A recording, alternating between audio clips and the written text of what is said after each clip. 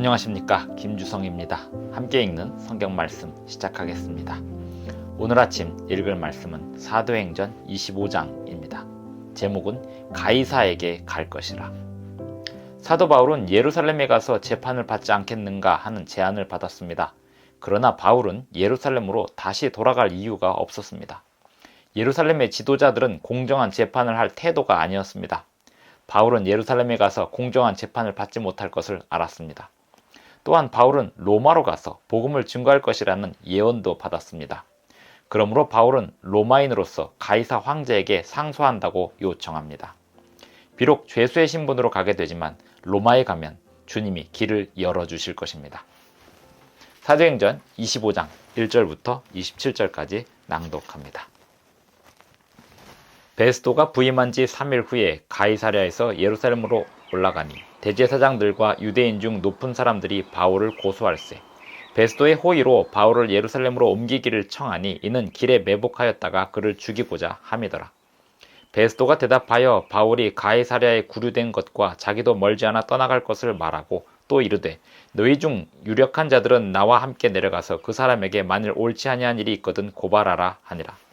베스도가 그들 가운데서 8일 혹은 10일을 지낸 후 가이사랴로 내려가서 이튿날 재판자리에 앉고 바울을 데려오라 명하니 그가 나오매 예루살렘에서 내려온 유대인들이 둘러서서 여러가지 중대한 사건으로 고발하되 능히 증거를 대지 못한지라. 바울이 변명하여 이르되 유대인의 율법이나 성전이나 가이사에게나 내가 도무지 죄를 범하지 아니하였노라 하니 베스도가 유대인의 마음을 얻고자 하여 바울더러 묻되 내가 예루살렘에 올라가서 이 사건에 대하여 내 앞에서 신문을 받으려느냐. 바울이 이르되 내가 가이사의 재판 자리 앞에 섰으니 마땅히 거기서 신문을 받을 것이라. 당신도 잘 아시는 바와 같이 내가 유대인들에게 불의를 행한 일이 없나이다. 만일 내가 불의를 행하여 무슨 죽을 죄를 지었으면 죽기를 사양하지 아니할 것이나 만일 이 사람들이 나를 고발하는 것이 다 사실이 아니면 아무도 나를 그들에게 내줄 수 없나이다. 내가 가이사께 상소하노라 한대. 베스도가 배석자들과 상의하고 이르되 내가 가이사에게 상소하였으니 가이사에게 갈 것이라 하니라. 수일 후에 아그리빠 왕과 버니게가 베스도에게 문안하러 가이사랴에 와서 여러 날을 있더니 베스도가 바울의 일로 왕에게 고하여 이르되 벨릭스가 한 사람을 구류하여 두었는데 내가 예루살렘에 있을 때 유대인의 대제사장들과 장로들이 그를 고소하여 정죄하기를 청하기에 내가 대답하되 무릇 피고가 원고들 앞에서 고소사건에 대하여 변명할 기회가 있기 전에 내주는 것은 로마 사람의 법이 아니라 하였노라. 그러므로 그들이 나와 함께 여기 오매 내가 지체하지 아니하고 이튿날 재판자리에 앉아 명하여 그 사람을 데려왔으나 원고들이 서서 내가 짐작하던 것 같은 악행의 혐의는 하나도 제시하지 아니하고 오직 자기들의 종교와 또는 예수라 하는 이가 죽은 것을 살아있다고 바울이 주장하는 그 일에 관한 문제로 고발하는 것뿐이라. 내가 이 일에 대하여 어떻게 심리할는지 몰라서 바울에게 묻되 예루살렘에 올라가서 이 일의 신문을 받으려느냐 한즉 바울은 황제의 판결을 받도록 자기를 지켜주기를 호소하므로 내가 그를 가이사에게 보내기까지 지켜두라 명하였노라 하니 아그리빠가 베스도에게 이르되 나도 이 사람의 말을 듣고자 하노라. 베스도가 이르되 내일 들으시리이다 하더라. 이튿날 아그리빠와 버니게가 크게 위엄을 갖추고 와서 천부장들과 시중의 높은 사람들과 함께 접견 장소에 들어오고 베스도의 명으로 바울을 데려오니 베스도가 말하되 아그리빠 왕과 여기 같이 있는 여러분이여 당신들이 보는 이 사람은 유대의 모든 무리가 크게 외치되 살려두지 못할 사람이라고 하여 예루살렘에서와 여기서도 내게 청원하였으나 내가 살피건대 죽일 죄를 범한 일이 없더이다. 그러나 그가 황제에게 상소한 고로 보내기로 결정하였나이다. 그에 대하여 황제께 확실한 사실을 알릴 것이 없으므로 신문한 후 상소할 자료가 있을까 하여 당신들 앞 특히 아그리빠 왕 당신 앞에 그를 내세웠나이다. 그 죄목도 밝히지 아니하고 죄수를 보내는 것이 무리한 일인 줄 아나이다 하였더라. 사도행전 25장 1절부터 27절까지 낭독하였습니다. 예루살렘에서 붙잡힌 후에 사도 바울은 총독의 지배하에 있게 되었습니다. 벨릭스의 지배하에서 2년 동안 구류되어 있었고 이제 베스도가 다시 총독으로 벨릭스를 이어서 부임한 후에 베스도 앞에 서게 되었습니다. 베스도가 보니 바울은 죽을 만한 죄를 지은 사람이 아니었습니다.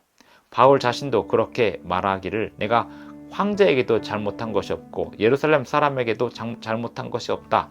이 예루살렘에 있는 사람들이 나를 고발하는 이 내용이 거짓되었다라고 바울이 말하는데 베스도가 듣기에 정말로 그랬습니다.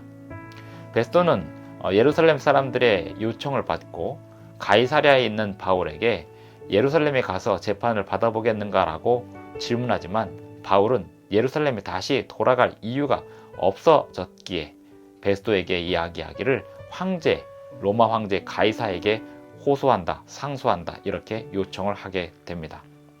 베스도는 그 요청을 받아서 바울의 이 상황을 황제에게 호소하기로 요청을 들어주게 됩니다.